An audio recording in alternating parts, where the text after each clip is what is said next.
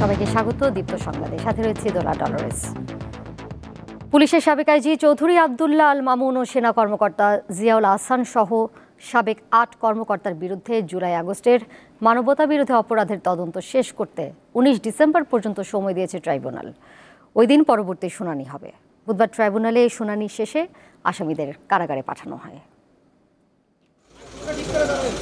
জুলাই আগস্টের আন্দোলনে ছাত্র জনতাকে হত্যার পরিকল্পনা বাস্তবায়ন ও সহায়তার জন্য সরাসরি দায়ী করে সাবেক ৭ পুলিশ কর্মকর্তা ও বরখাস্ত এক সেনা কর্মকর্তার বিরুদ্ধে অভিযোগ আনা হয়েছে। আসামিরা হলেন সাবেক পুলিশ প্রধান চৌধুরী আবদুল্লাহ আল মামুন, এনটিএমসির সাবেক মহাপরিচালক জিয়াউল আহসান, ঢাকা জেলার সাবেক পুলিশ সুপার আবদুল্লাহ আল কাফি, ঢাকার মিরপুর বিভাগের সাবেক ডিসি জসিমউদ্দিন মোল্লা, ঢাকার সাবেক অতিরিক্ত পুলিশ সুপার শাহিদুর ইসলাম, যাত্রাবাড়ী থানার সাবেক ওসি আবুল হাসান, গুলশান থানার সাবেক ওসি মাঝারুল হক ও সাবেক পরিদর্শক আরাফাত হোসেন।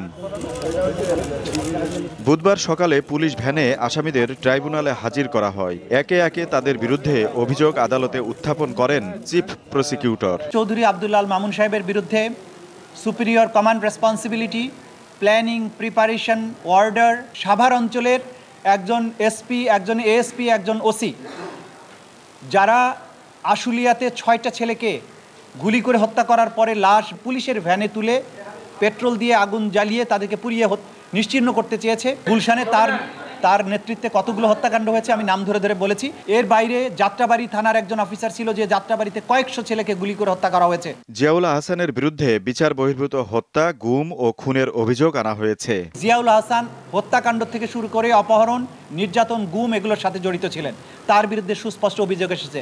বিগত সরকারের পুরো সময় জুড়ে বিভিন্ন সময় তার দায়িত্ব পালনকালীন সময়ে যত গুম হয়েছে সব গুমের অভিযোগের তীরটি তার বিরুদ্ধে গিয়েছে। অবশ্য আয়নাঘরের দায় নিতে চান না জিয়াউল আহসান। তার আইনজীবী জানান, গোপন বন্দিশালার সাথে তার কোনো সম্পর্ক নেই।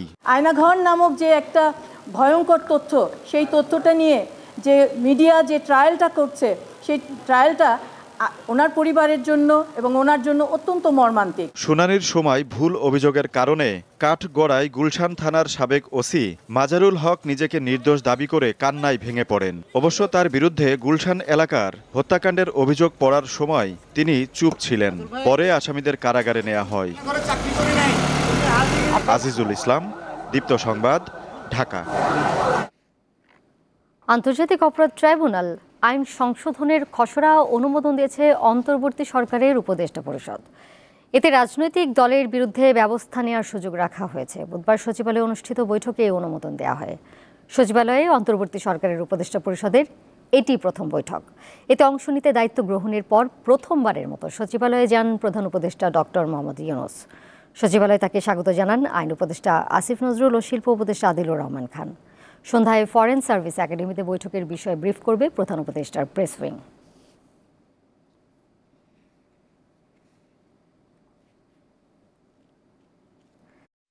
শেখ হাসিনার ফ্যাসিবাদ প্রতিষ্ঠায় গণমাধ্যমের দায় আছে বলে মন্তব্য করেছেন প্রধান উপদেষ্টার প্রেস সচিব শফিকুল আলম। তিনি বলেন, ২০১৪ সাল থেকে গত ৫ আগস্ট পর্যন্ত সাংবাদিকদের ভূমিকার শ্বেতপত্র প্রকাশ করা হবে।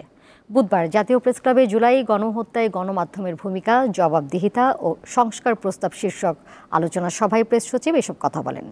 তিনি জানান, ঢালাওভাবে কারো বিরুদ্ধে অভিযোগ করা হবে না, সঠিক ও যথাযথভাবে তদন্ত করে একটি সার্বিক চিত্র তুলে ধরা হবে।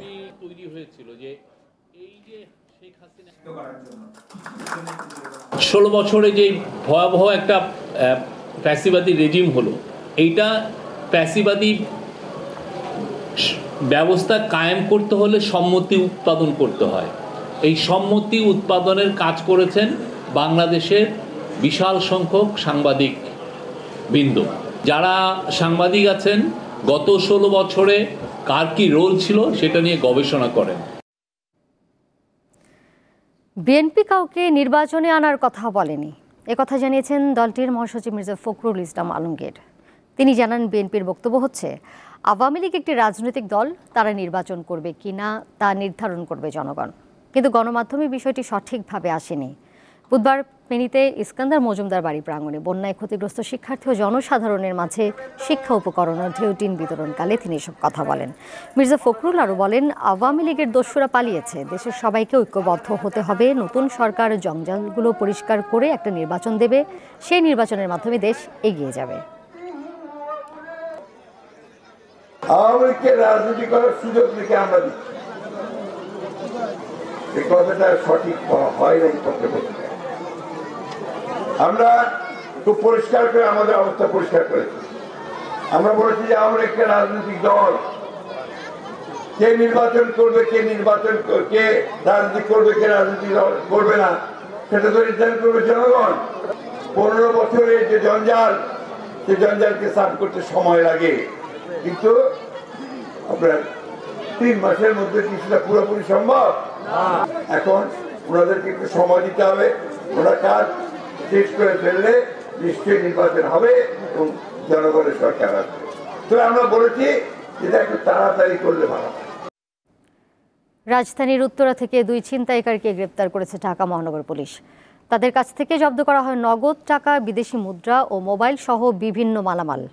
বিকেলে ডিএমপির মিডিয়া সেন্টারে গ্রেপ্তারকৃতদের গণমাধ্যমের সামনে উপস্থাপন করা হয়। ব্রিফিংয়ে পুলিশ জানায়, উত্তরায় 4টি ছিনতাইকারী গ্রুপকে শনাক্ত করা হয়েছে।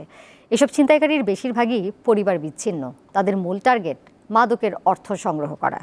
3টি থানার সমন্বয়ে বিমানবন্দর সহ আশপাশের এলাকায় নিরাপত্তা জোরদার করা হয়েছে বলে উল্লেখ করেন উপপুলিশ কমিশনার রনক জাহান। 18 আগস্ট সহপাঠী নিহতের প্রতিবাদে দিনব্যাপী ব্লকেট কর্মসূচি পালন করেছে জাহাঙ্গীরনগর বিশ্ববিদ্যালয়ের 53তম ব্যাচের শিক্ষার্থীরা। মঙ্গলবার সন্ধ্যায় ব্যাটারি চালিত অটোরিকশার ধাক্কায় নিহত হন বিশ্ববিদ্যালয়ের মার্কেটিং বিভাগের শিক্ষার্থী আফসানা করিম রাজি। এতে উত্তাল হয়ে ওঠে ক্যাম্পাস। বুধবার সকালে 8 দফা দাবি জানিয়ে ব্লকেট কর্মসূচি পালন সহ ক্যাম্পাসে বিক্ষোভ মিছিল করেন 53তম ব্যাচের শিক্ষার্থীরা। প্রথমে বিশ্ববিদ্যালয়ের সবকটি ফটকে তালা ঝুলিয়ে দিয়ে ক্যাম্পাসে সব ধরনের যানবাহন প্রবেশ বন্ধ করে দেওয়া হয়। এরপর তারা নিরাপদ ক্যাম্পাসের দাবিতে 8 দফা দাবি জানিয়ে বিক্ষোভ মিছিল করেন। ক্যাম্পাসে 1 মাস যেতে না যেতেই সে মৃত্যুবরণ করেছে রিকশার চাপায় পড়ে। সেই রিকশাতেও ছিল না, সে রাস্তায় হেঁটে যাচ্ছিল নতুন কলার সামনে দিয়ে। যে চাকার চাপায় আমার বন্ধুর মৃত্যু হয়েছে, সেই চাকা ক্যাম্পাসে ঘুরবে না যতদিন পর্যন্ত না তারা আমাদের দাবিগুলো মেনে নিচ্ছে। তারা এই 8 দফাটাকে খুব গুরুত্বের সাথে নিয়েছে এবং আমরা যতটা সম্ভব স্বল্প সময়ের মধ্যে আলোচনা করে সিদ্ধান্ত নিয়েছি যা যা করা সম্ভব প্রশাসনের এই সীমাবদ্ধতার মধ্যেও তা সবটুকুই করব। আন্তর্জাতিক প্রসঙ্গ। ফিলিস্তিনের অবরুদ্ধ গাজা উপত্যকায় ইসরায়েলি হামলায় আরও অর্ধশত ফিলিস্তিনি নিহত হয়েছেন। এতে উপত্যকাটিতে গত বছরের অক্টোবর থেকে চলা হামলায় নিহতের সংখ্যা 44,000-এর কাছাকাছি পৌঁছে গেছে। এ সময় আহত হয়েছেন লক্ষাধিক ফিলিস্তিনি। এদিকে গত 2 মাসে ইসরায়েলি বাহিনীর হামলায় লেবাননে অন্তত 200 শিশু নিহত হয়েছে। আহত হয়েছে 1100 জনেরও বেশি। জাতিসংঘের শিশু বিষয়ক সংস্থা ইউনিসেফ এ তথ্য দিয়েছে।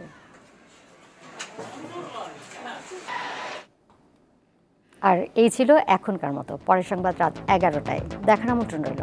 এছাড়া আরও তথ্য এবং বিনোদনের নানা খবরাখবর জানতে যুক্ত থাকুন দীপ্ত ডিজিটাল প্ল্যাটফর্মে। সবাইকে ধন্যবাদ।